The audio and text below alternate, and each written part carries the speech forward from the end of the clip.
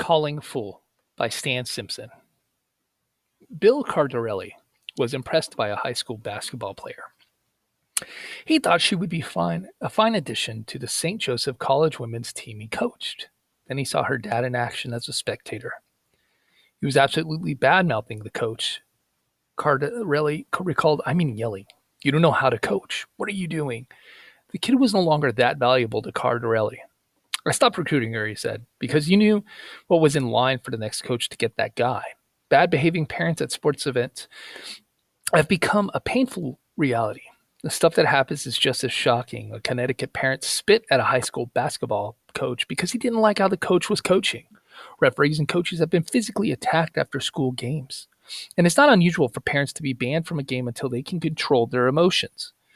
State high school athletic directors say it is more difficult than ever to attract coaches and game officials. They're not willing to put up with abusive parents.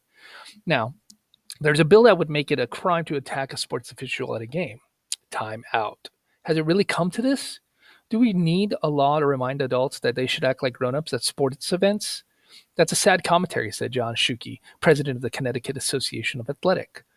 It's kind of an indictment of where sports have been going in our society. The importance people place on winning and losing is greater than ever now. The small percentage of overzealous parents out there has become an unwelcome part of youth athletics. You can't stop these parents. You can only hope to keep them under control. Many want their children to be successful athletes so badly that they don't notice their kids are not good enough to get athletic scholarships. It doesn't matter how many trophies their kids won in sports when they were really little.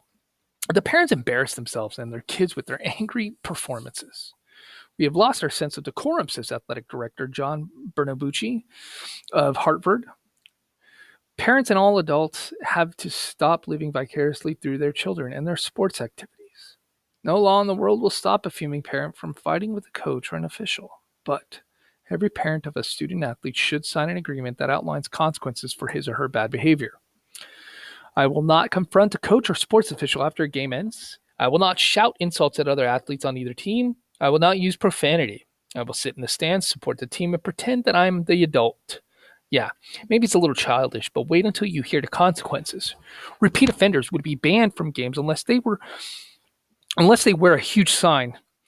As a parent, I stink. This is the end to calling a foul.